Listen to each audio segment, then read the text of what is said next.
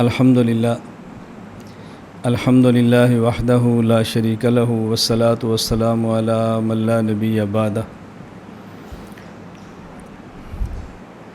اللہ رب العزت کی نعمتیں، اللہ رب العزت کے احسانات ہمیشہ بندے کو یاد رکھنے چاہیے۔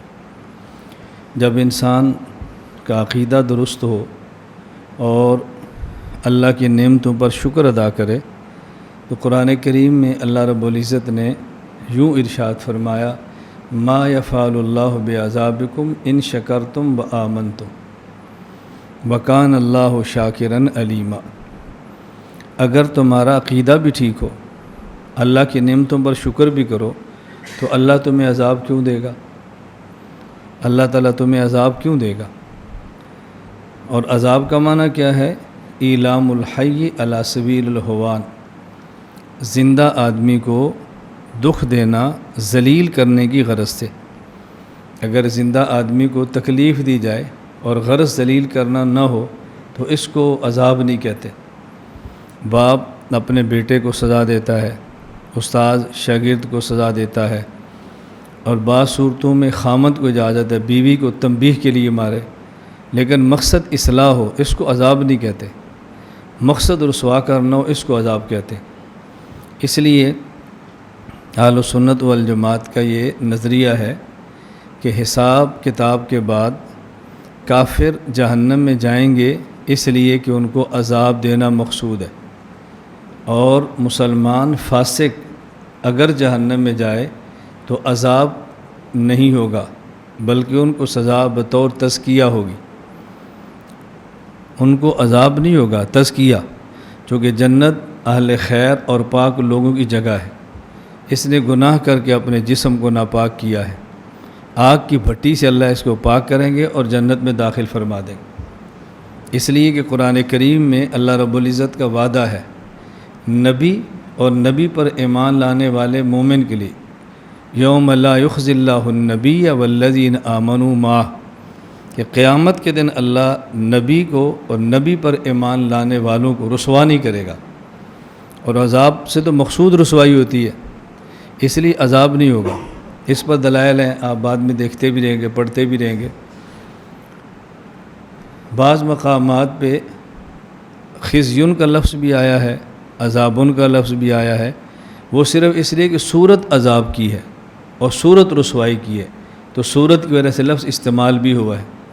ربنا انک من تدخل النار فقد اخزیتہ، اللہ جس کو آپ نے جہنم میں داخل کیا تو آپ نے اس کو رسوا کر دیا، تو جب مومن جہنم میں داخل ہوگا تو رسوا ہوگا، چونکہ صورت رسوائی کی ہوگی اس لیے اس کو رسوائی کہتے ہیں۔ استاد اپنے شاگرد کو اگر کلاس میں کھڑا کر کے سزا دے، مقصود اصلاح ہوتی ہے، مقصود اس کو ذلیل کرنا نہیں ہوتا، لیکن یہ صورت عزت کی نہیں ہے، صورت ذلت کی ہے۔ اس لیے بس اوقات کہتے ہیں جی آج استاد جی مجھے آپ نے ذلیل کر کے رکھ دیا، یہ صورت کی وجہ سے۔ تو استاد کہتے ہیں نہیں بیٹا، میرا مقصد ذلیل کرنا نہیں تھا، میرا مقصد تو تجھے تنبیہ کرنا تھا، تو خواہ سمجھتا مجھے ذلیل کر کے رکھ دیا۔ اور استاذ کی سزا پر، باپ کی سزا پر بیٹا اور شاگرد جب یہ کہنا مجھے آپ نے ذلیل کر دیا ہے، اس کا معنی وہ اپنی اہمیت اور حیثیت کا قائل ہے، عجب کا شکار ہے، اور اگر اس کے اندر عجب اور بڑا پن نہ ہو تو پھر کیسے کہ مجھے آپ نے رسوا کیا؟ پھر تو اپنی سعادت سمجھے گا، مجھے استاد نے ڈانٹا ہے، تنبیہ کی ہے، مجھے سزا دی ہے، پھر کیسے ناراض ہوگا؟ اللہ تعالیٰ کی نعمتوں کا شکر ادا کرنا چاہیے۔ یہاں اللہ رب العزت نے دو باتیں فرمائی ہیں، ما یفعل اللہ بعذابکم ان شکرتم وآمنتم، عقیدہ ٹھیک ہو اور میری نعمتوں پر شکر کرو، میں تمہیں عذاب کیوں دوں گا، میں تمہیں کیوں رسوا کروں گا۔ وکان اللہ شاکرا علیما، شاکرن تو سمجھ آ رہی ہے، اللہ تعالیٰ کی جو نعمت پر شکر کر لے اللہ اس کی قدر کرتے ہیں۔ یہاں شاکرن کا معنی ہے قدر کرنے والا، شکر تو بندہ کرتا ہے، اللہ تھوڑا ہی کرتا ہے، تو شاکرن کا معنی ہے شکر پر قدر کرنے والا۔ اور علیما، اللہ تعالیٰ جانتے ہیں جو کچھ تمہارے دل میں، اس کا تعلق آمن تم کے ساتھ ہے۔ عقیدے کا تعلق انسان کے ظاہر کے ساتھ نہیں ہوتا، عقیدے کا تعلق باطن کے ساتھ ہوتا ہے، زبان سے اظہار ہوتا ہے۔ تو بندے کے دل میں کیا ہے؟ علیما، اللہ اچھی طرح جانتا ہے، صحیح العقیدہ ہو فاسد العقیدہ ہو، خدا اچھی طرح جانتا ہے۔ اس لیے دھوکہ دینے کے لیے اپنے عقائد پر پردہ نہیں ڈالنا چاہیے، اندر کچھ ہے باہر کچھ ہے، یہ کبھی پردہ مت ڈالیں، صحیح عقیدہ اختیار کریں اور صحیح عقیدے کا اظہار کریں، صحیح عقیدہ اختیار کریں اور صحیح عقیدے کا اظہار بھی کریں، بس اس پر اللہ خوش ہوتے ہیں، اللہ کی مدد آتی ہے، اللہ کی نصرت آتی ہے۔ عقیدہ یہ چھپانے کی چیز نہیں ہے، عقیدہ چھاپنے کی چیز ہے، عقیدہ بتانے کی چیز ہے، عقیدہ وضاحت کی چیز ہے، عقیدے کو کھل کر بیان کرنا چاہیے۔ اللہ تعالی ہم سب کو عقائد اور اعمال کی اصلاح کرنے کی توفیق عطا فرمائے۔ تو اللہ تعالیٰ کا شکر ہے کہ اللہ نے ہمیں ایمان کی نعمت دی ہے، اللہ تعالیٰ کا شکر ہے اللہ نے علم کی نعمت دی ہے، اس پر اللہ کا شکر ادا کریں، اللہ کا شکر ہے اللہ تعالیٰ نے ہمیں ایمان کی نعمت دی ہے، اللہ نے علم کی نعمت دی ہے، اور علم بھی کون سا ہے؟ علم نبوت۔ اللہ توفیق دیتے ہیں تو بندہ مدرسے میں آتا ہے، نہیں دیتے تو مدرسے میں نہیں آتا۔ تو جن کو اللہ رب العزت نے مدرسے میں آنے کی توفیق دی ہے، یہ اللہ کا کرم اور اللہ کا احسان ہے۔ اس پر کم از کم ہر طالب علم کو اور ہر استاذ کو 2 رکعت نفل شکرانے کے پڑھنے چاہیے۔ اساتذہ بھی پڑھیں کہ اللہ تیرا شکر ہے تو نے ہمیں علم نبوت پڑھانے کے لیے قبول فرمایا ہے، طلبہ بھی پڑھیں اللہ تیرا شکر ہے تو نے ہمیں علم نبوت پڑھنے کے لیے قبول فرمایا ہے، اللہ تیرا کرم ہے۔ جب انسان اللہ کی نعمت کا شکر ادا کرتا ہے تو اللہ رب العزت کا پھر فیصلہ ہے، لَئِن شَكَرْتُمْ لَأَزِيدَنَّكُمْ لَئِن شَكَرْتُمْ لَأَزِيدَنَّكُمْ وَلَئِن كَفَرْتُمْ إِنَّ عَذَابِي لَشَدِيدٌ۔ اب دیکھو پھر اس کو ملو، مَا يَفْعَلُ اللَّهُ بِعَذَابِكُمْ إِن شَكَرْتُمْ وَآمَنْتُمْ، شکر کرو تو عذاب کیوں دوں گا، اور شکر نہیں کرو گے تو عذاب دوں گا، اور میرا عذاب بھی بہت سخت ہے۔ پھر اللہ تعالیٰ نعمت میں اضافے فرماتے ہیں۔ استاذ ہے، آج چھوٹی کتاب ہے اللہ بڑی دے دے گا، آج 1 کتاب ہے کل 2 دے دے گا، پہلے 1 فن ہے پھر اللہ دوسرا فن دے دے گا، اللہ یوں چیزیں کھولیں گے۔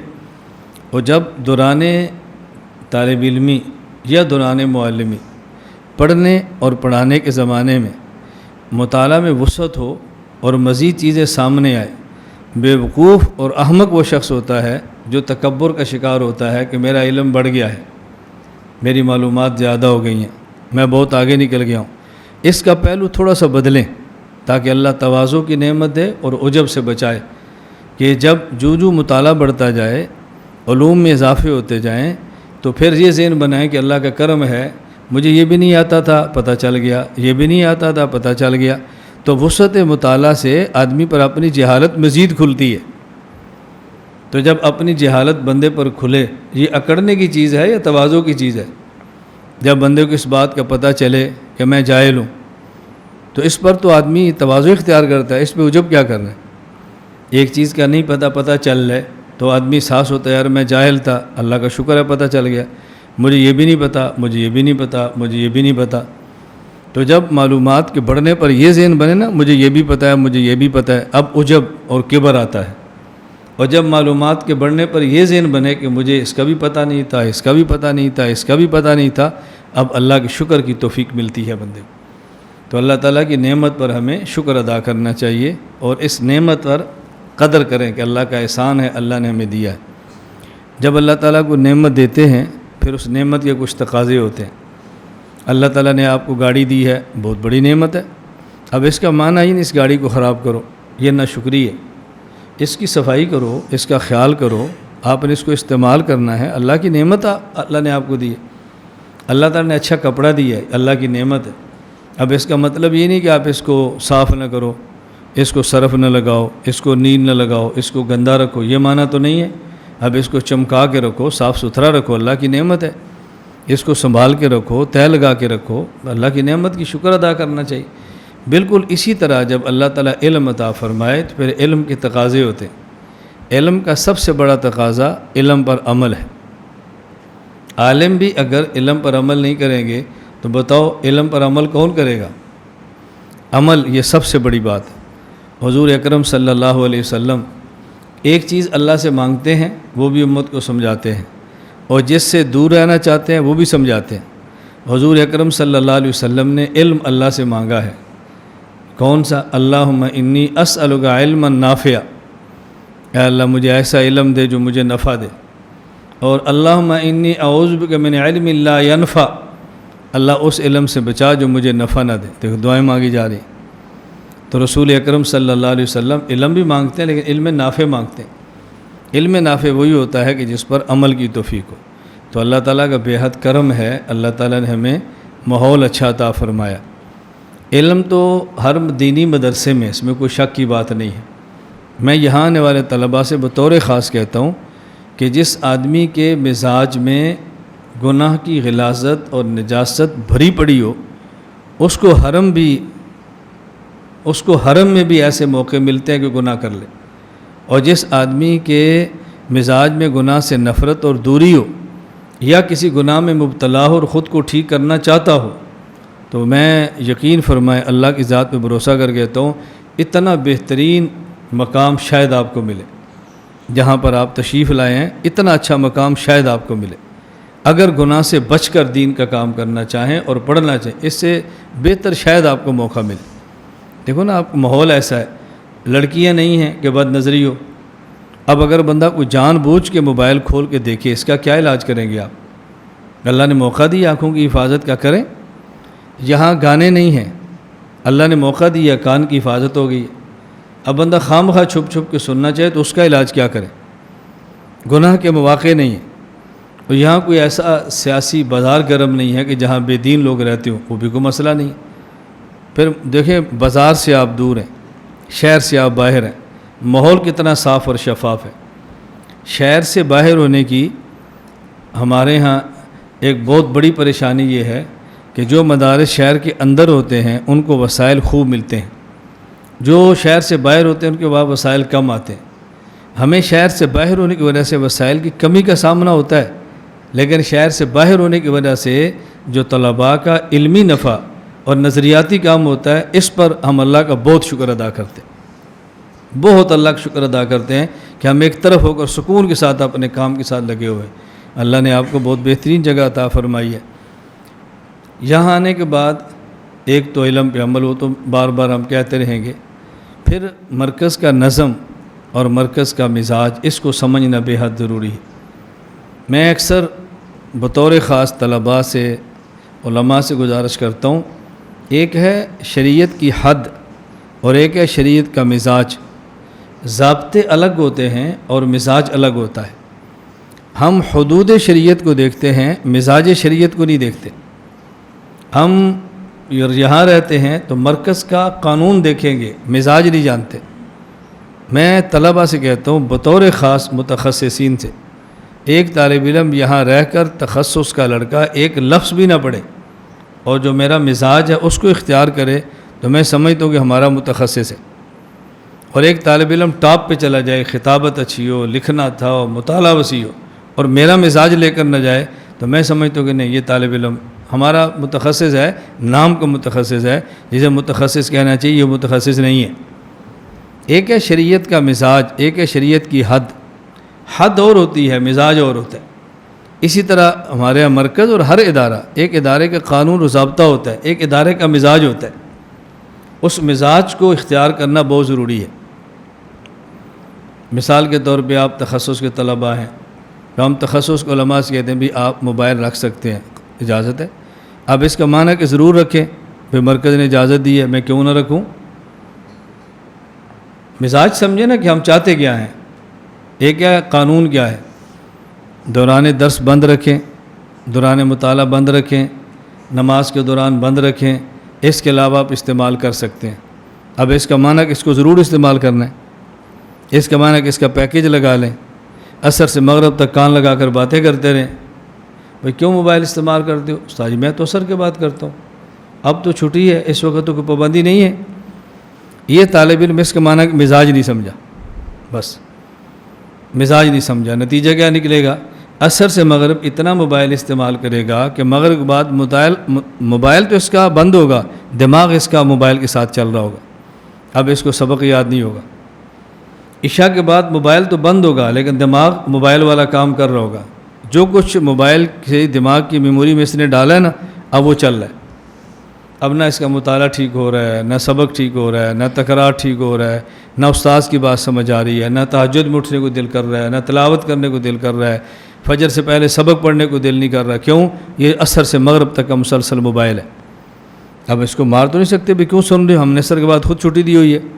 اب دیکھو نا، قانون الگ ہے، مزاج الگ ہے۔ بس اوقات یہ بات نہیں طلبا سمجھتے، تو میں عرض کرتا ہوں جہاں رہنا ہو وہاں کا قانون نہیں، وہاں کا مزاج سمجھو۔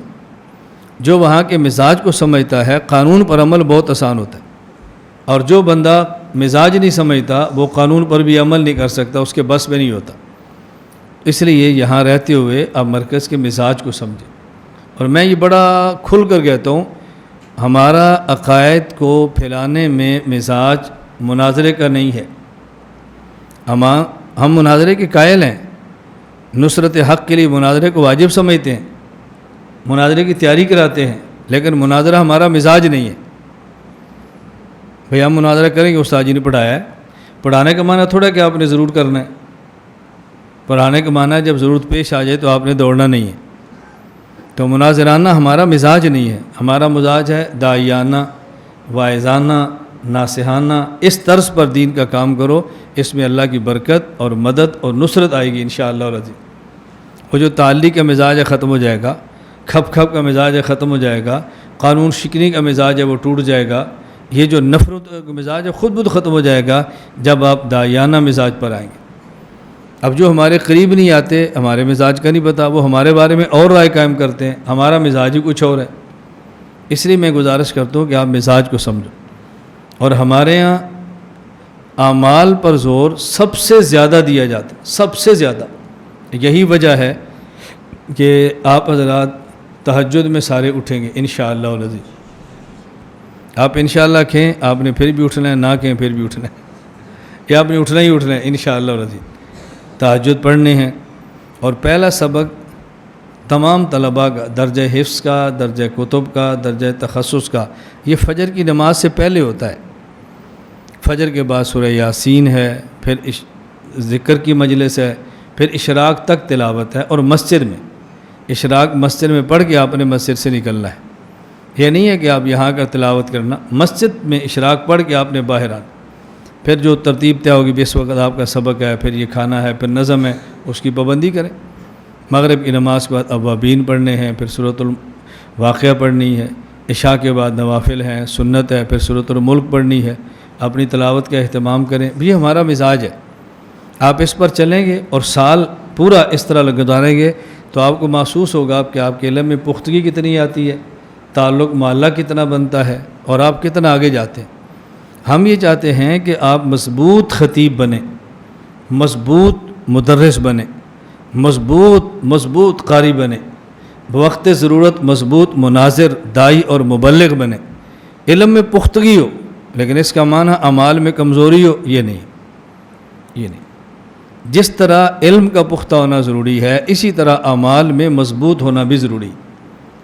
اس کا بہت زیادہ آپ خیال فرمائیں، اور باقی باتیں چلتی رہیں گی، استاد بھی عرض کرتے رہیں گے، میں بھی آپ سے بات کرتا رہوں گا۔ اس وقت صرف اتنا بتانا مقصود تھا کہ یہ 2-3 چیزیں ذہن میں رکھ لیں۔ نمبر 1، اللہ پاک نے ایمان دیا ہے، اللہ تعالیٰ نے علم نبوت کی توفیق عطا فرمائی ہے، اس پر اللہ کا شکر ادا کریں۔ نمبر 2، یہاں آنے کے بعد اور کہیں بھی رہنے کے بعد بس اپنا مزاج بنائیں کہ نیک اعمال کرنے ہیں اور گناہ نہیں کرنا۔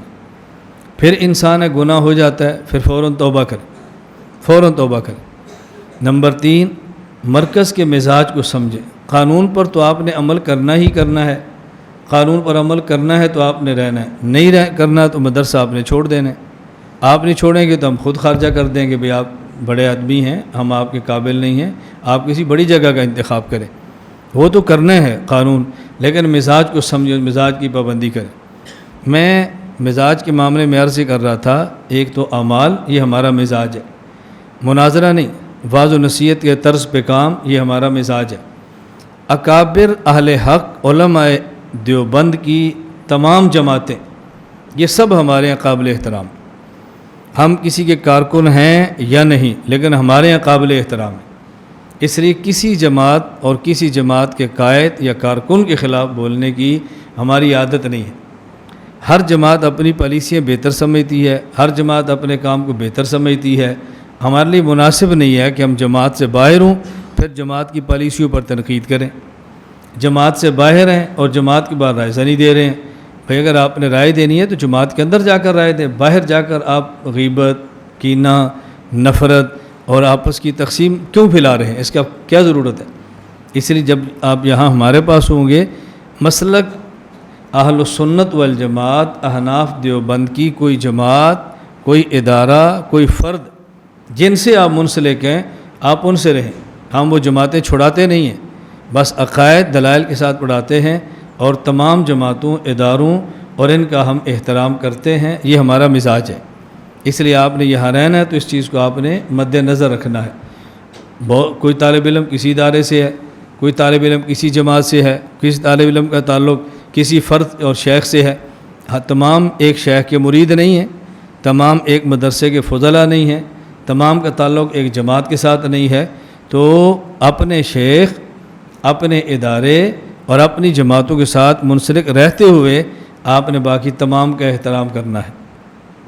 ایک آخری بات میں عرض کرتا ہوں، اس کو اچھی طرح سمجھ لیں۔ ایک ہے ہمارے ہاں اسلام اور ایک ہے ہمارے ہاں پاکستان۔ ہم اسلامی نظریات، اسلام کی نظریاتی سرحدات کے بھی محافظ ہیں اور پاکستان کی جغرافیائی سرحدات کو بھی مانتے ہیں۔ اپنے کام میں رہتے ہیں اور دوسرے کام کے اندر مداخلت نہیں کرتے، اور ہم یہ بار بار بات سمجھاتے ہیں کہ ہمارے مرکز کا یہ مزاج ہے، اسلام کو چھوڑیں گے نہیں اور قانون کو توڑیں گے نہیں۔ آپ نے جتنا بھی کام کرنا ہے وہ قانون کے دائرے میں رہ کر کرنا ہے۔ قانون نافذ کرنے والے اداروں سے آپ نے ٹکرانا نہیں ہے۔ یہ ٹکرانے کا مزاج ہمارا نہیں ہے۔ میں اس لیے اپنا مزاج سمجھا رہا ہوں، کل کو آپ الجھن نہ ہو۔ ہر ادارہ، فوج اپنا کام کرے، پولیس اپنی کام کرے، عدالت اپنا کام کرے، پارلیمنٹ اپنا کام کرے، یہ اپنے کام کریں اور ہم اپنا کام کریں۔ بس اپنے اپنے کام میں لگے رہیں۔ اسلام ہماری ضرورت ہے، پاکستان ہماری ضرورت ہے۔ اسلام کا تحفظ علماء کرتے ہیں، اسلام کا دفاع علماء کرتے ہیں، اور یہ علماء انبیاء کی طرح معصوم نہیں ہے، انبیاء کے وارث ہیں اور غیر معصوم ہیں۔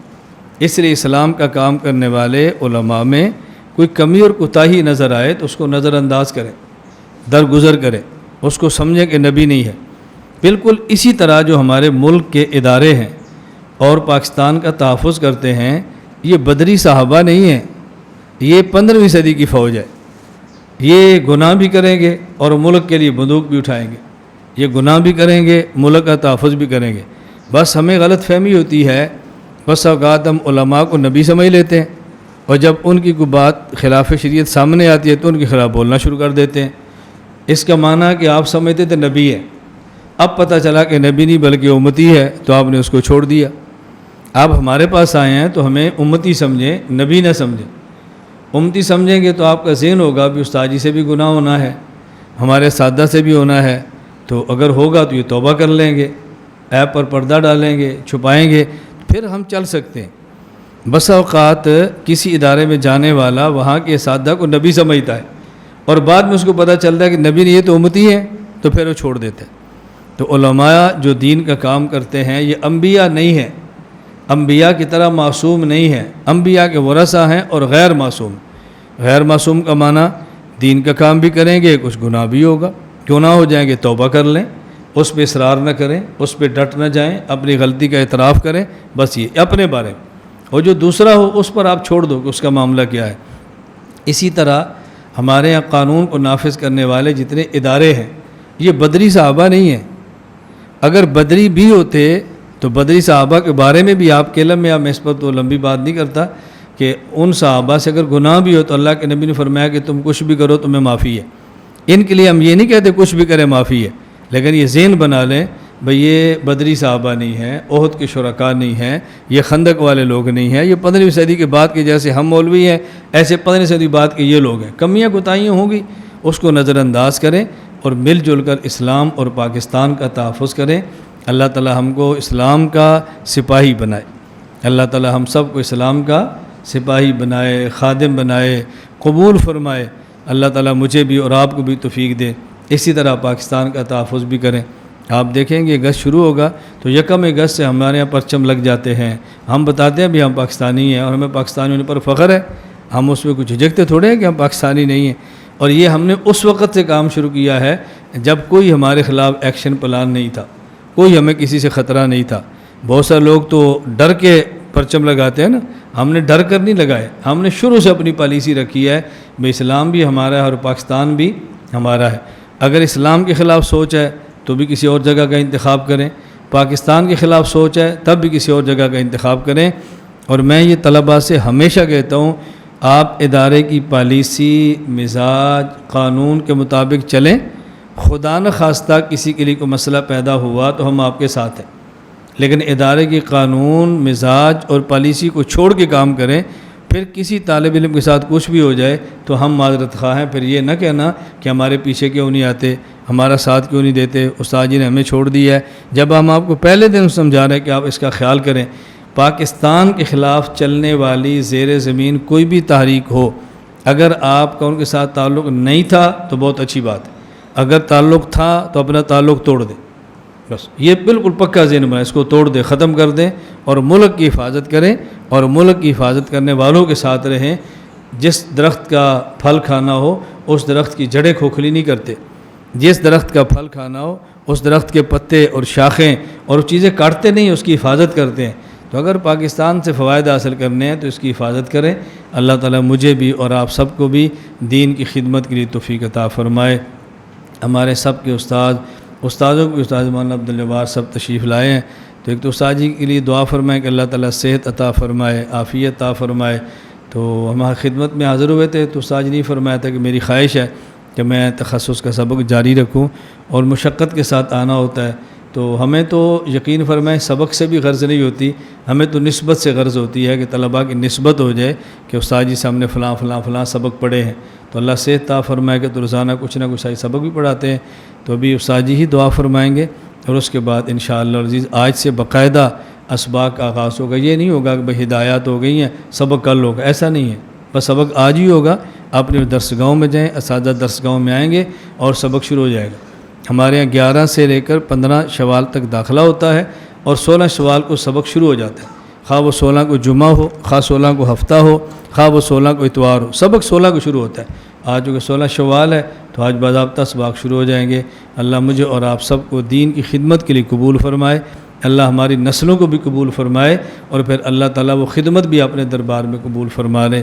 وآخر دعوانا ان الحمدللہ رب العالمین۔ لا إله إلا الله، لا إله إلا الله، لا إله إلا الله، ما لنا رب سوى. لا إله إلا الله، لا إله